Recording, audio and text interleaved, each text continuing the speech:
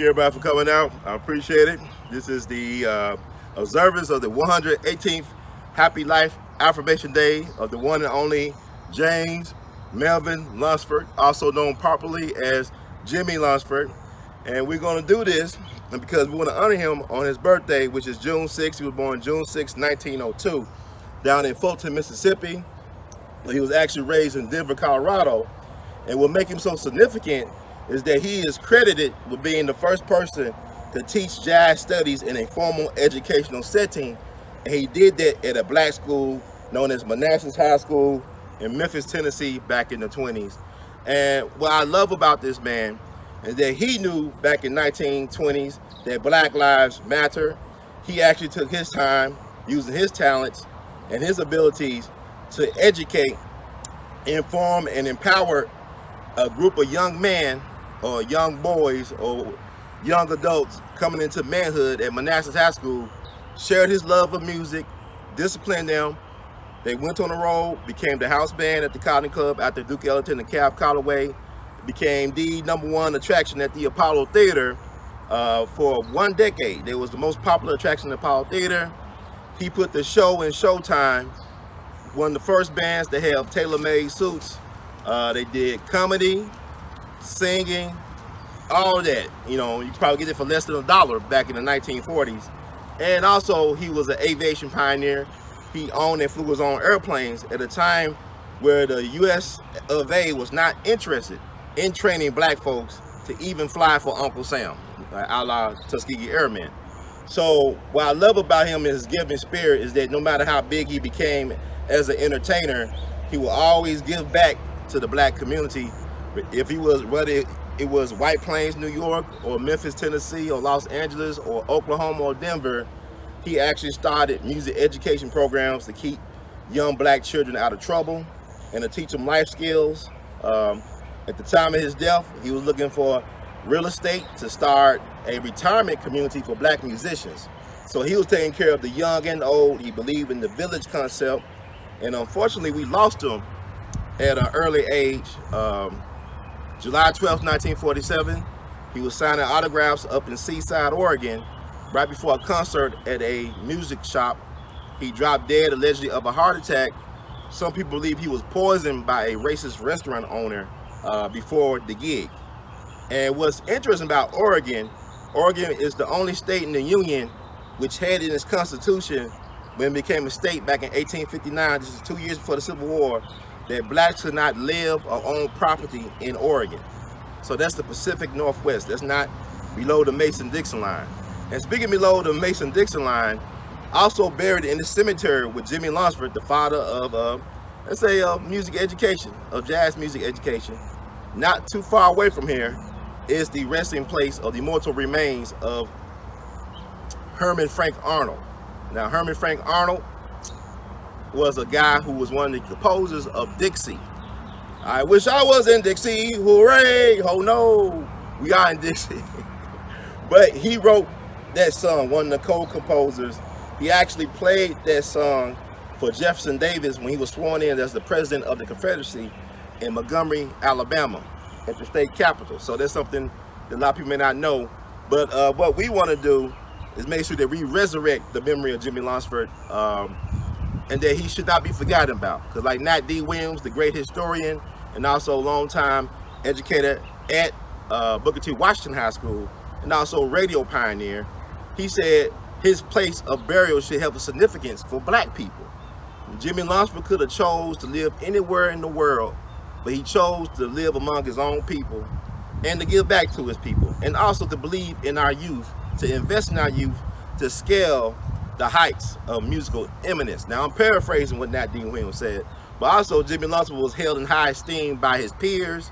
He was considered the best of the best in terms of swing band orchestration and live performances, like no less of authority than Glenn Miller, who many consider the white Jimmie Lunceford, and they consider Jimmie Lunceford the black Glenn Miller, you know, like kind of like a Magic Johnson, Larry Bird kind of rivalry.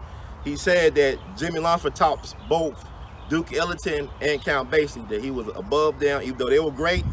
He just had a special thing about him. He had a special sound, the 2-beat sound.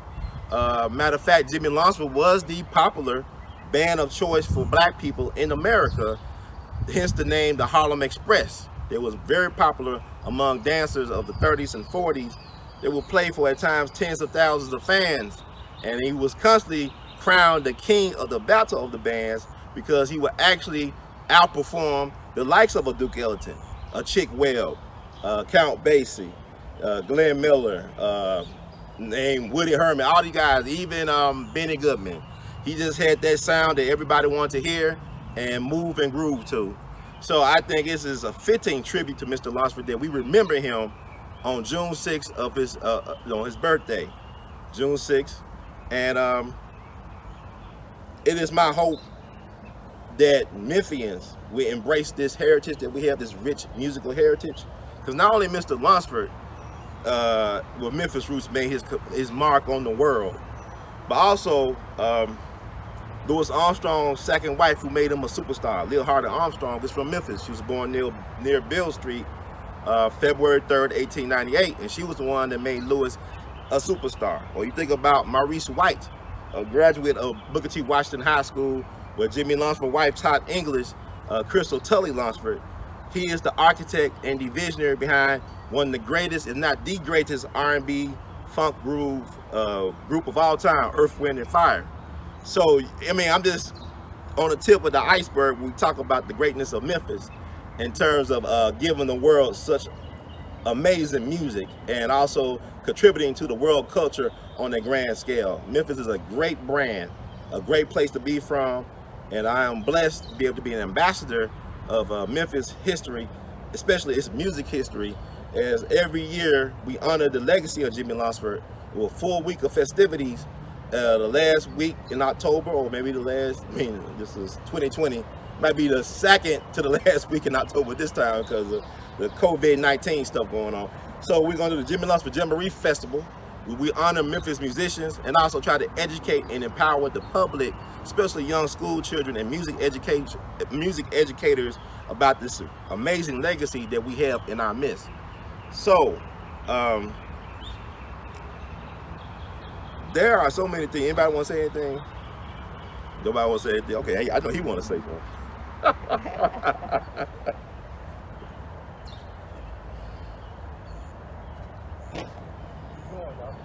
No, I want you, brother AP, we want you up here. I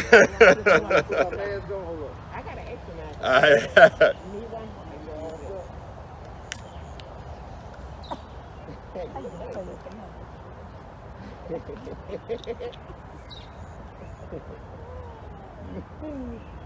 Right, how you doing? You want to say some words? Oh, go ahead. I just talking. I just finished my talk. You just finished? Yeah, for the most part. All right. Now you gotta move out. Yeah, I'm gonna move out your way. All right. You want to introduce me? I don't know. Oh yeah, I'm I don't definitely. just walk up there. You know, they say, "Who is that dude?" Well, I'm gonna edit it. I'm gonna cut it. Well, okay, I can do it. Ain't no such thing as mistakes. So, speaking of great Memphis musicians and of their rich musical heritage and legacy, we got a living legend, a master griot, a storyteller through rhythm and reason, the one and only, beyond category, brother Ekpe Abioto. I got your water if you want. Yeah. Okay, all right. Let me take off my mask. Let me take my mask off. Can y'all see me, hear me? Let me take my mask off. Oh yeah, also let me say, yeah, you take a mask off. Kente in mask. 2020. And also we honor brother Ekpe as the 2018 Jimmie Lunceford Jamboree Festival Homecoming Court. Was he Prince or King? He was king. King. Yeah, King. Matter of fact, I'll take King. Matter of fact, he was king. No, and not only was he king, but he also had a historic collaboration with the Sun Ra Orchestra. It was their first time playing in Memphis, which I can't believe. And we was able to bring them here. And Ekpe sat in and did his thing. Amazing historical night, beautiful people, beautiful music. And I'm glad we were able to do that because we just lost Danny Ray Thompson, the baritone saxophonist and one of the leaders of the band. He passed away March of this year. And I'm just glad we was able to make that happen. I'm glad he was able to get that barbecue brisket sandwich he wanted before. But I'm glad that Danny Ray Thompson was able to be here for that amazing event because he really helped me engineer that along with Mike Curb Institute and Rose. And I'm glad that Ekpe was able to play with these guys we got the footage and the evidence that he did his thing. So thank you, Brother Ekpe. Thank you. Thank you. We want to give thanks to the Creator for allowing us to be here and these great people here. Brother Ron Hurd, his mother, Sister Kelly Hurd, and one and only Miss Deborah Gleese Barnes here with us. Huh? Oh, she's the queen. That's right, she's the queen. Matter of fact, I was looking a few weeks ago. I was on television one night, and then they were playing some shows of Saturday Night Live. Mm-hmm.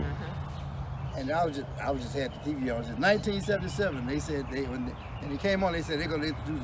Ray Charles was performing. I said, Ray Charles, 1977. I said, wait a minute.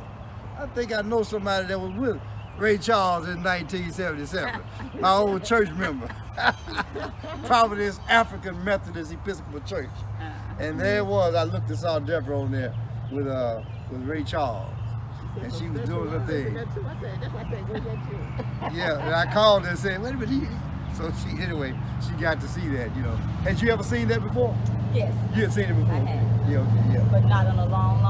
Long He was time. there. So we were able to kind of get the word out about that once again, showing once again how great the Memphis musicians are. You know, that Ray Charles had that great respect for Memphis musicians. And of course, Hank Crawford was there. That he was on there. And he at one time was, you may have mentioned this already. I don't want to be reading. No, go ahead. Yeah. Okay. He was Hank Crawford from Manassas High School in North Memphis, the great Manassas High School, once again where Jimmie Lunceford. Mm-hmm. Everything coming back around in a circle, where Jimmie Lunceford was the band director there. And so Hank Crawford he played in the band, but he was also his music director for a while, for Ray Charles. So those who don't know that, you have to understand the greatness has been talked about already, the greatness of Memphis music and Memphis musicians and the whole history. Wherever we go around the world, I can just personally attest to it, and I know Deborah can too. Wherever we go in the world, when we say we're from Memphis, they say, you from Memphis? So it's like they struck gold, right? Yeah, Memphis needs to know. So that's why we tell these stories, so that people, and pass it down to our children too, so that they can know. You know, everybody needs to know how great the Memphis musicians are. Wherever we go in the world, I mean, Africa, Japan, Germany, France, I don't care where, I can name off more names, Bermuda, I mean, anywhere. When you say Memphis music, they know somebody from Memphis. Isaac Hayes, in Africa, they say Isaac Hayes. Isaac Hayes. You know, that's how they pronounce Isaac. Isaac Hayes. Oh, Isaac Hayes. Black Moses. So this is just some of the history that we know about the great Memphis music. And we even right here, you know, you mentioned it already, but of course, you know, just across, as they say, a stone's throw from here is where Maurice White grew up. In Lemoyne, God, you may have mentioned this already. I don't Go ahead. Reinvent the wheel. Just a stone's throw, just on the other side of that street is where Maurice White grew up. In Lemoyne Garden, the Gardens we call it. You know, so many great musicians were there. You know, Joe Dukes, drummer. Joe Dukes also grew up in Lemoyne Gardens, so he played with some of everybody too as well. So, you know, look up Joe Dukes. A lot of people don't know about him. Joe Dukes, as a matter of fact, Maurice White talks about Joe Dukes in his book, in his autobiography. Great drummer, Joe Dukes, one of the greatest drummers from anywhere. So Memphis has a history of drummers as well with the Newborn family. And then I don't want to reinvent the wheel again. No, you may have talked about the Newborn family already. No. Yeah. Calvin Newborn, Phineas Newborn, and Phineas Newborn Sr. He had his own group. He played drums, and that's where his sons took off from. So I mean, we could stand here forever and just make all these connections. And they came from a great high school, Booker T. Washington High School. So we could go, as Erykah Badu say, on and on and on and on, you know. So we can make these connections forever. So anyway, you know, in this thing that's happening, we got the pandemic happening where, you know, we've been doing it already, all these disparities with black people. The economics, and if you tie the economics to the music, if black people if we were able to harness the economics of our music, we'd be the richest people in the world financially. Just from our music. But other people have control of that. So we need what I call a BES, Black Economic Structure. So that we can tie our culture in. We need to monetize and nationalize our own culture for us. Other people, you talk about the history, here we are in Memphis. Memphis is the Delta. It's the top of the Delta. So the musicians played in the field. Where they would play, they were chopping cotton or whatever the master had them to do. And the master said, okay, I tell you what, you fiddler, let's use fiddler for instance, we all know about Wreath. I'm gonna use the term fiddler. Fiddler, you can take off. You don't have to, you don't have to stay in the field till 9 o'clock tonight. You can knock off at 7. So you can get ready to come up to play for the party in the big house. Now fiddler glad to get out the field. He's glad to get out the field, so he want to play his fiddle. So he's happy to get out of the field and go play his fiddle for the master and his party. But did fiddler get paid? Fiddler didn't get paid. He got a meal. Everybody throw him something out the back door, after he finished playing. So this is what we're looking at. And so this is the progression of the music industry actually. We didn't know we were supposed to be getting paid. He just tell us to come and play. And even after slavery, the same thing happened. If you sharecropping, oh, just come on down there and play over here. And they collected money at the door. But you don't get a dime of it. You just glad that boss man told you you can knock off 2 hours early to get out the field. So that's how the progression of it. And so most of us did not learn the business aspect of how things went because we were not privy to that. Matter of fact, it was intentionally kept from us by design, which coming back up to today. The economic disparity is why we're in these conditions that we're in. The economic disparity is why they could kill George Floyd and have no repercussions. But now they feel the repercussions. They feel the drum beat now. They got the percussions hitting the cities now, using a musical terminology. So we have an opportunity now. 2020 vision, 2020 means clear vision. We need to see now. We need to see with this 2020 vision what the real conditions of black people are. We were brought to this country to be slaves. And nothing has really changed. In essence, few minor gains here and there with a few people, but in essence, the masses of us as a people. So that's why this is Black Music Month that we're talking now. And I did something, I poured libation for Breonna Taylor yesterday. She would have been 27 years old yesterday. The young lady that was killed in Louisville, Kentucky.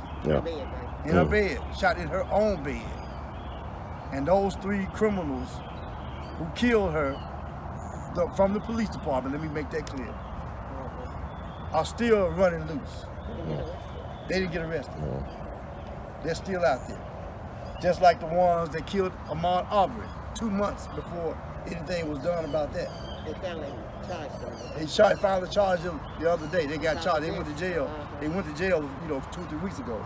But now they had a hearing, preliminary hearing. So all this comes down to a black body as a commodity.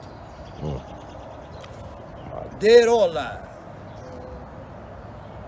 Dead or alive. When we came over on the slave ships, many of us died, but they had insurance on us, so they still reap the benefits. They capitalized on the loss of a black life. Whether we died or not, property loss. So, and we're still dealing with this today. And we have to understand that this is the situation that we're in. So our music is a commodity that we need to have control of. Our music. And if you want to talk about Memphis and the economic situation in Memphis, Memphis is one of the worst sections economically for black folks. Memphis is one of the worst cities economically for black people. But look at our great history. Look at our great history. Elvis has an estate. But does Isaac Hayes, known by his African name, Nene Kateo Kansi, does he have an estate? The right estate. You might have an estate. Say that again? We have the right one. You know, the real Right, money. right. They have a big mansion out there that's tourism. People come from all over the world to go to Elvis's mansion. Who, by the way, once again, we all know this story. He hung out down on Beale Street, and Calvin Newborn told me personally. He said, you may know this story. He may have said he's got a book out too that he talks about this. Elvis came down on Beale Street and he said, well, can I play your guitar? He asked Calvin Newborn, you know. Okay, I'll let you play. He said, yeah. He broke one of the strings on my guitar. That's what Calvin said. Broke one of the strings on my guitar. But anyway, he took black culture. Elvis did, you know, shaking his hips and dancing, you know, being like Calvin and the other Calvin Newborn and the other black entertainers who not only just played the instruments but they entertained. You know, Jimmie, Lunceford, for instance. You know, they had choreography while they were playing. They were choreographers playing their instruments at the same time. So Elvis, all this was a part of what Elvis did. That's how he became famous. So anyway, you get the point I'm making. So Elvis has a multi-million-dollar estate. But the Newborn family, no. So we have to understand the power of our music. Power of our music. So, in this situation that we're dealing with now, the song, to me, Jimmie Lunceford said, it ain't what you do, it's the way how you do it. So if we want equity, we got to find the right way to get it. I was listening to somebody this morning, rioting and protesting, that's one part of the solution. But he said that's not sustainable, of course. We need something sustainable. So we won't be in this same situation 10 years from now, 20 years ago, from now. So anyway, it ain't what you do, it's the way how you do it. So we got to figure out the best way to get ourselves together with a black economic structure. That's what we need. And hey, it's like this. Everybody loves our music. I don't care where we're going to, as we mentioned before. So hey, their money, you get the point I'm making. If you like it, you need to be paying for it too. I don't care if you're black, white, or polka dot. Doesn't matter. So, it ain't what you do, it's the way how you do it.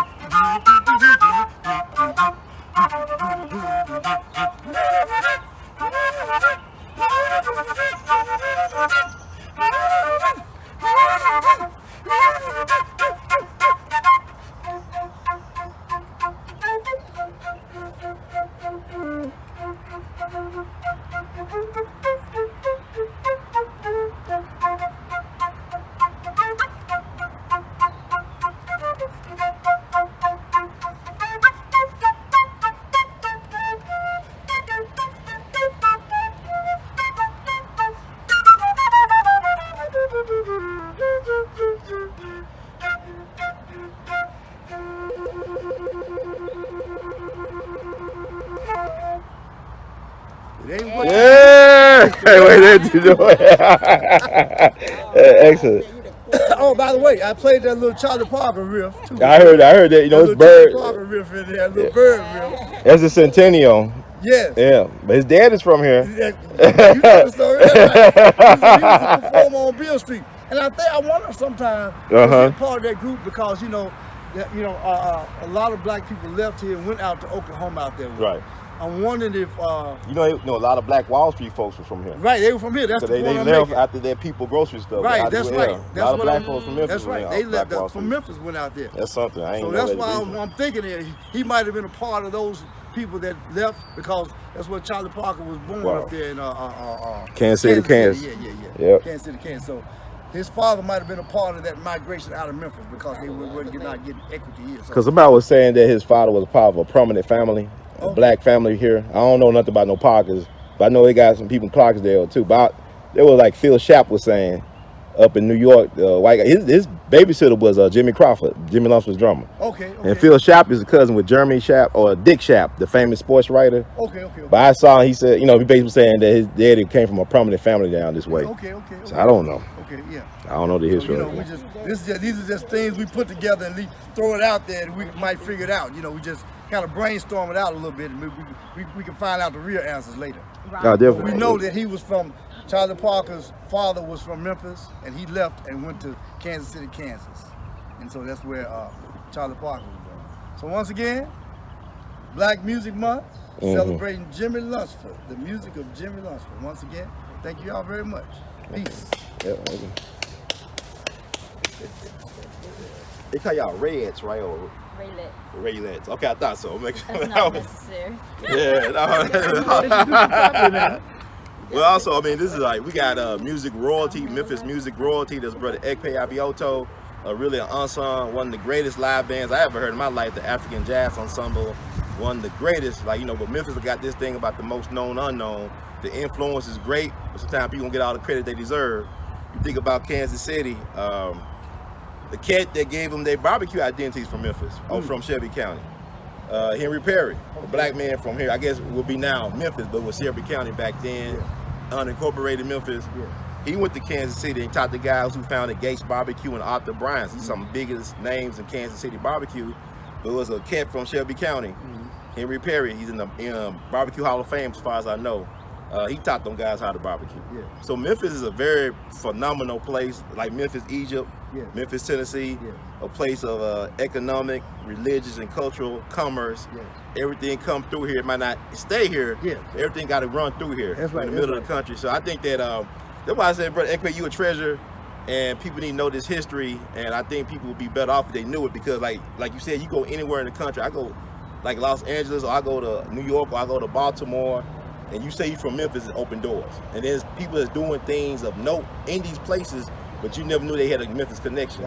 So speaking to somebody who did some phenomenal things as an ambassador of the Memphis sound, this wonderful, humble sister, she's really a beautiful woman in so many ways, very expressive, very helpful, comes from a beautiful family. And she's also a member of one of the most legendary groups, company with the Raylets. This is Ray Charles' hand-selected group of singers that made a lot of his hits. This is Ray Charles. He could see that she had talent. He could hear it, he could see it, he could feel it. I was lucky to see the Saturday Night Live clip y'all did back in the day, doing y'all thing, like you said, with Hank Crawford, another Memphis legend that we had a chance to honor before he passed. The one and only Deborah Lees Barnes. Yes. Queen Deborah. Thank you. I just want to say that I am very honored to be a part of this commemoration for Jimmie Lunceford. I want to thank King Ron Hurd and Ekpe and Sister Hurd for bringing me into this. And what I really want to do is encourage Memphians and further beyond Memphians to know about the history of Jimmie Lunceford and all of our musicians that have been spoken of. And it's just so much to learn and to know. And I'm so proud of Ron Hurd that he, it's just in him. He's just giving us all that we much of what we don't really know, and he's always seeking more knowledge and giving it to us, and he's so talented in that and as a musician, as an artist, just so many things that Memphians, our young people and above are, you know, there's so much talent here. And Brother Ekpe, I grew up with him at my father's church, the Providence African Methodist Episcopal Church, him and all his brothers and sisters, and it's been an honor to, you know, have been a part of his life. And I don't have a lot to say, but I am so honored to have been selected Queen for 2019, and with the king for that was Brother Philip Joyner, who we miss so very much, an excellent musician his here birthday was in next the month. city. And I hadn't known him very long, but I mean, he's just great and grand. I met his sister, I hear so much about his children and his family, his wife, and so that was an honor. Even though it was posthumous that he was king with me, it was still a great honor for me. So many, you know, musicians and artists, and we just need to embrace this. You know, we need to come out. I'm inviting you to come out and to know more about your city, the people who have come through, the people who have been born here, and just so much wealth. And in this time, we need to be educating ourselves, educating our children, you know, moving forward from this pandemic and the injustices that have been done toward George Floyd and so many others before him very recently and way back. So we need to be embracing what we have, come together and build upon our own as others are building upon our own and their own. Yeah, we need to come together and, you know, build for ourselves, not allow others to take what we have. And I'm learning, and this is what we all need to do as a group of people, to stretch out and embrace one another and to build upon. You got to know, you have to have a foundation to build, and so we need to begin more and more to learn. There are some that know, but not enough. And so I just appreciate this opportunity to speak to you today. And I want to thank Brother Ron Hurd, and I'm so grateful for Jimmie Lunceford and the work that he did for us and the world. Thank you. That was humble. So.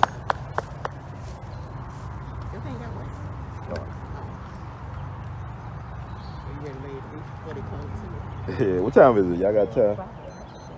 It's right, it's about 2 minutes to 12.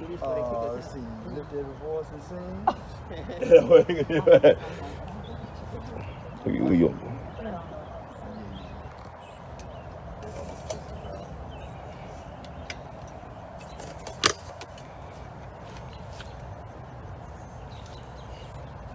Play it till you get ready later. Reach out whenever you're ready to sing. I mean, when it's later, We'll lay it sing a down. little bit, and I'll play with you while we land. Y'all ready? Lay it down. Yeah, go ahead. Sing. This is the No, wait a minute. No, get off. the Black National Anthem, written by James Weldon Johnson and his brother Rosamond Johnson. It was written, if I remember correctly, it was written in 1919. So last year was 100 years when that song was written. He wrote it for some school children. And as the history says, it began to spread around. People understood the value of those words, so we're going to do that as we later read. Now, wait. It's more dramatic. I want to kick us out. They ain't gonna kick you out. You get about it. There's a way to get out of here. You can't. There you can. Okay. Lift every voice and sing. Black National Anthem. I'm following. Lift every voice and sing till earth and heaven ring with the harmonies of liberty. Let our rejoicing rise high as the listening skies. Let it resound loud as the rolling sea. Sing a song full of the faith that the dark has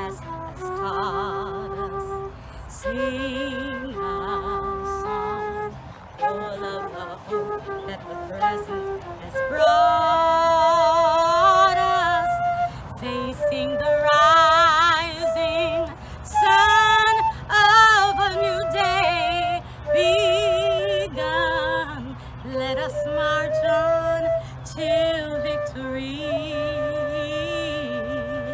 is won.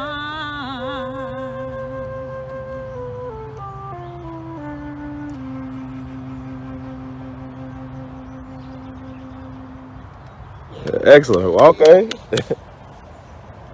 So, And just to let you all know, we've never done that before together. all right. Oh, wow. That's an exclusive. World's good.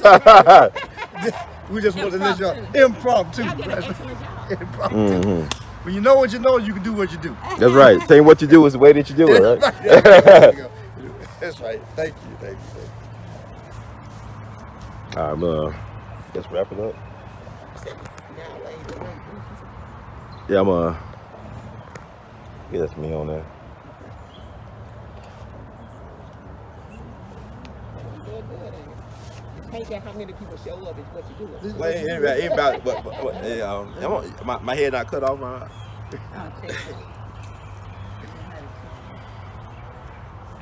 No, your head is not cut off.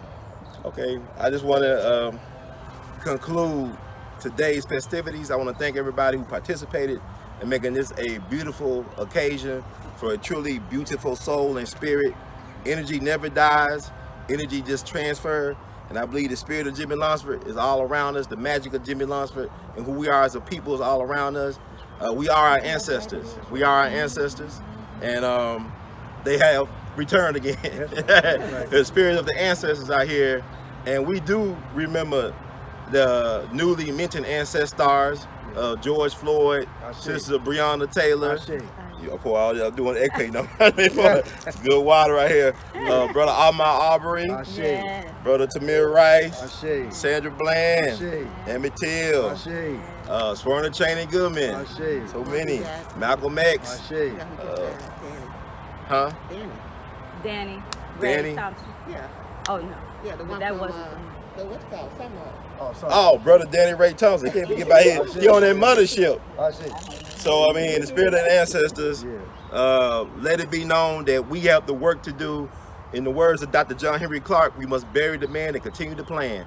But we need to have a plan first. And we got to remember that the ancestors already laid out the plan for us. The blueprint is here. We just got to acknowledge the blueprint, learn the blueprint, and make it work in these times forevermore. Thank you all.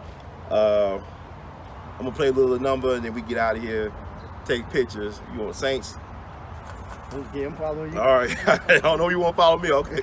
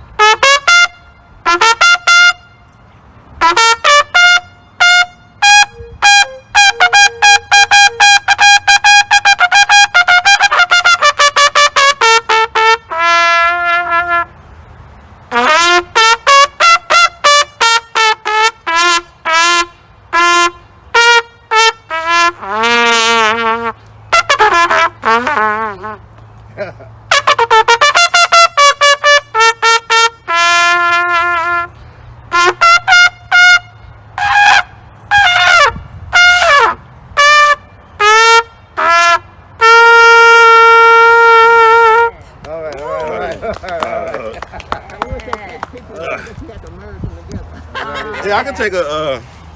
I know how to set it where we can take a picture. Yeah,